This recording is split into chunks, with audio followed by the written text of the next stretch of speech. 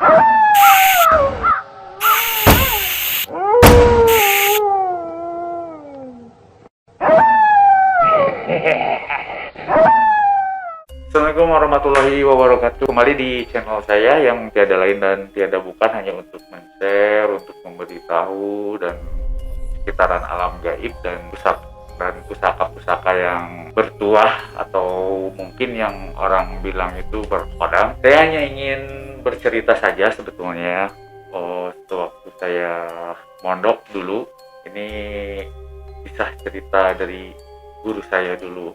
Jadi langsung aja ya, waktu itu di suatu kerajaan ada raja yang mempunyai anak gadis seorang putri yang cantik jelita banget, cantik seantero Nusantara, itu terkenal kecantikannya, juga terkenal dengan keanehannya karena putri raja itu sudah 7 kali menikah dan semua suaminya itu meninggal. Pokoknya setiap dia bersuami setelah 3 hari menikah meninggal, keduanya seperti itu juga, ketiganya 3 hari meninggal sampai 7 kali. Nah setelah itu sang raja membuat sayembara, siapa aja yang mau menikahi putrinya itu akan dijadikan raja, bukan putra mahkota lagi, dijadikan raja. Seolah-olah nanti kalau misalkan si raja itu meninggal udah nggak cucunya gitu ya, nggak pangeran yang diangkat tapi dia langsung gitu. Sampai berita itu terdengar di pondok pesantren saya. Di situ ada yayi saya bercerita ke senior saya ya, mungkin di bahasa pesantren akang. Yayinya berkata ke si akangnya, "Kang, kamu aja sana nikah, insya Allah sama yayi didoain supaya semua." Karena adabnya seorang murid kepada guru, dia menyatakan, ya kalau begitu insya Allah Yayi kita doanya aja. Setelah minta doa kepada Yayi, dia juga minta doa juga ya kepada orang tuanya. Terus itu kepada orang tuanya untuk menikahi putri raja yang, tapi kan pentingan semua itu kabar sudah tahu ya. Sebetulnya keluarganya berat. Nah, soalnya kan udah mau tahu di lingkungan itu, di kerajaan itu, bahwa ya kalau menikah dengan putri raja itu 3 hari dan itu udah 7 korban. Tapi dengan doa Yai dan juga doa dari juga keluarga dan Yai, dengan singkat kata keluarganya menyetujui. Seperti biasa, iring-iringan dari calon mempelai suami itu datang ke kerajaan dan disambut dengan baik oleh raja. Oh ya, raja sangat bersuka cita sekali ya, seneng banget gitu ya kan, soalnya semua udah nggak ada yang mau nikahin si putri itu. Bayangin 3 hari 3 hari tewas.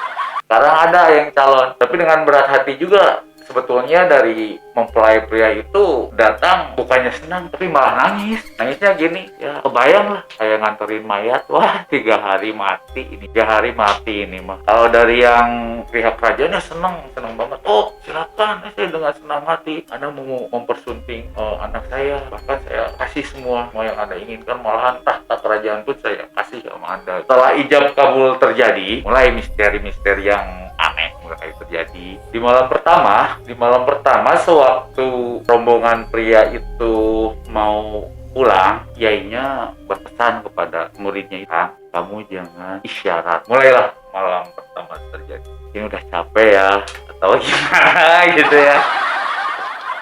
Mulailah si putrinya itu, Mas kayaknya capek ya, tidur yuk. Tapi kan si santri itu terus terngiang-ngiang dari perkataan gurunya, jangan sampai berhubungan intim sampai ada isyarat. Lalu dia menolak dengan halus, maaf dek, kayaknya saya mau sholat dulu, silahkan aja adik duluan tidur, saya menyusul. Nah si suaminya ya, ini sekarang udah jadi suami kan, udah ijab kabul, udah sah. Suaminya itu sholat fardu, sholat sunat semua, sholat hajat, sholat iqoroh, semua sholat sunat berpuluh-puluh rakaat dia lakukan sampai dia tertidur di luar kamar. Mulailah kejadian aneh terjadi. Jam 1 malam datang sesosok jin besar yang giginya panjang lah, ada 3 meter mungkin lah, matanya merah menyala, bulat besar, bulu sangat lebat, kukunya panjang. Dia membangunkan Satri itu. Bangun kamu. Satri itu terkejut. Astagfirullahaladzim, astagfirullahaladzim. Lalu si jin itu berkata, kamu siapa? Kamu suami Putri itu ya? Katanya, bohong kamu. Kalau kamu suaminya, saya bunuh kamu sekarang. Bukan Pak Jin, gitu. Dia bilang gitu. Kalau saya suaminya, mana mungkin saya tidur di sini? Saya disuruh ngejagain Putri supaya Putri aman. Kalau saya suaminya, mungkin saya tidur di dalam. Kan saya tidur di luar. Saya percaya bro, kamu bro, kalau memang kamu penjaganya. Udah itu isinya menghilang gitu. Di hari kedua, malam kedua ya, seperti biasa, istrinya itu mungkin nggak tahu atau gimana, kan tidur yuk. Ya silahkan, saya mau sholat dulu. Ya biarin sholatnya di dalam kamar aja kak, masa kang di luar. Kasihan diikuti saran istrinya ya. Kang berbaring, aduh silahkan aja adek duluan, saya mau sholat dulu katanya. Nah setelah sholat sunat juga, sholat fardunya, sholat sunat semua sampai dia sampai malam, dan akhirnya istrinya tertidur dan si suaminya juga tertidur karena berpuluh-puluh rakaat dan zikir. Dia tertidur begitu saja di sajadah dan muncullah jin. Kamu bohong ya, ternyata kamu suaminya. Oh, saat itu terbangun. Oh, bukan Om Jin, saya bukan suaminya. Kenapa kamu ada di kamar? Oh gini, Tuan Putri takut, jadi saya disuruh nunggu di dalam. Kalau saya memang suaminya, kenapa saya tidur saja? Dan saya tadi lagi berzikir, kecapean, tidur. Kalau saya suaminya, mungkin saya satu ranjang sama dia. Saya lihat tampang kamu sih, kata Raja Jin itu, dia bicara memang kamu tidak berbohong. Jadi saya berterima kasih. Kamu tahu tidak saya siapa? Kata Raja Jin itu. Oh, Anda siapa? Saya Raja Jin di sini. Oh gitu. Tapi saya berterima kasih kepada kamu karena kamu sudah menjaga calon istri saya walaupun saya belum menikah dengan dia. Kamu tahu yang 7 orang itu mati selama 3 hari karena dia menikahi calon istri saya dan bersetubuh lalu saya bunuh mereka. Tapi saya percaya sama kamu, saya berterima kasih kamu sudah menjaga calon istri saya dengan baik. Oh, kalau gitu saya kasih hadiah sama kamu. Kamu sudah tahu belum dunia seperti apa? Belum tahu tuh. Kalau begitu, pegang tangan saya akan perlihatkan indahnya dunia ini. Saya bawa kamu keliling dunia dengan satu gerakan. Set, nih, ini Amerika. Set, ini Afrika. Set, ini Jerman. Set, ini Arab. Si Raja Jin itu bicara, udah cukup segitu? Atau kamu mau yang lebih? Yang lebihnya apa? Saya bisa naik sampai langit ketiga. Kamu mau lihat bumi di atas langit seperti apa? Oh, dengan rasa takut campur aduk juga sih, suami Putri itu mengiyakan jawabannya. Boleh dengan hitungan waktu yang beberapa menit. Ini langit pertama, lihat bumi seperti apa. Oh, bumi kelihatan kecil banget cuman bulan. Ini langit pertama nih, kita naik langit kedua. Udah di langit kedua itu udah galaksi, itu udah banyak Merkurius, bumi udah lihat semua Pluto. Ini langit kedua, kita naik ke langit ketiga. Langit ketiga. Nah, di sini di langit ketiga pas dia ngomong, ini langit ketiga nih, lihat alam semesta. Ternyata ada malaikat yang sedang berzikir. Berzikirnya seperti ini. La haula wala quwata, la haula wala quwata. Lalu si jin itu mendengar zikiran itu. La haula wala quwata. Jin itu tiba-tiba lemas. Tidak berdaya, lemah. Jatuh dari langit ketiga sampai ke bawah. Bayangin, langit ketiga sampai ke bumi. Jatuh. 17 hari itu suami si Putri itu nggak sadar. Wah, itu di kerajaan udah genting tuh. Udah genting. Wah, suaminya kemana nih?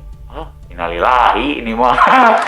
Wah, udah ini meninggal. Semua saudara-saudaranya udah nangis. Anak kita dikubur katanya. Kan bener 3 hari meninggal katanya. Tapi keajaiban terjadi. Nah, si Satria itu, si suaminya ya, sekarang udah jadi suami. Si suaminya itu kembali ke kerajaan. Kerajaan itu kaget. Wah, masih hidup. Hebat, masih hidup. Wah, dengan sukacita itu istrinya memeluknya, menciumnya. Raja juga, kamu kemana aja 17 hari? Panjang lah kalau untuk diceritakan. Nah, setelah pingsan selama 17 hari itu, nah baru ketemu titik ininya nih. Titik kelemahannya si suami Putri itu. Langsung dia bergegas pulang ke istana. Riko, ayo kita bikin ini, bikin keluarga sekarang, bikin keturunan gitu. Setelah mereka melakukan hubungan intim sama istri, datanglah si Raja Jin itu. Ternyata benar, bohong kamu suaminya, kamu melakukan hubungan intim, saya bunuh kamu. Tiba-tiba keluar tuh dari tangan si Raja Jin itu sebuah pedang api. Bunuh kamu. Pas mau ditebas, dia udah tahu. Pas mau ditebas, la haula wala quwata, langsung nggak berdaya. Udah gitu nggak berapa lama lagi si Jin itu sadar lagi. Kurang ajar kamu. Pas dia lagi mau menyebutkan pedang lagi, tunjuk lagi, la haula lagi terjatuh. Nah, yang terakhir, manusia, ini gada andalan saya. Semua jin di seluruh dunia tahu sama gada ini. Kamu pasti mati sama gada ini nih. Pas mau dipukul sekali lagi, ya tunjuk lagi hidungnya. La haula wala quwata. Koplak lagi dia si Raja Jinnya. Nah, setelah yang keempat kali Raja Jin itu sadar, ditanya sama si suami putri itu, sekarang kamu mau apa? Aduh, ampun bro, sekarang saya pasahin aja pujaan hati saya kepada kamu, saya nitip aja. Sekarang saya pengikut kamu lah, saya ikut kamu, saya ngebantu kamu. Kalau ada apa-apa WA aja saya, kalau bahasa sekarangnya mau WA aja. Nanti saya sebisa mungkin membantu. Nah, mungkin cukup sekian dulu cerita dari. Jadi intinya seperti ini. Jadi ilmu itu kita sedikitnya ada pegangan, harus ada, maksudnya pegangan ilmu agama ya, bukan ilmu hitam atau apapun. Itu juga untuk membentengi kita sendiri. Ya, untuk membentengi diri kita sendiri ya, khususnya kita, umumnya ya untuk keluarga kita. Ya, akhir kata, ya maaf kalau saya bahasanya belibet karena saya masih beginner. Akhir kata, assalamualaikum warahmatullahi wabarakatuh. Terima kasih.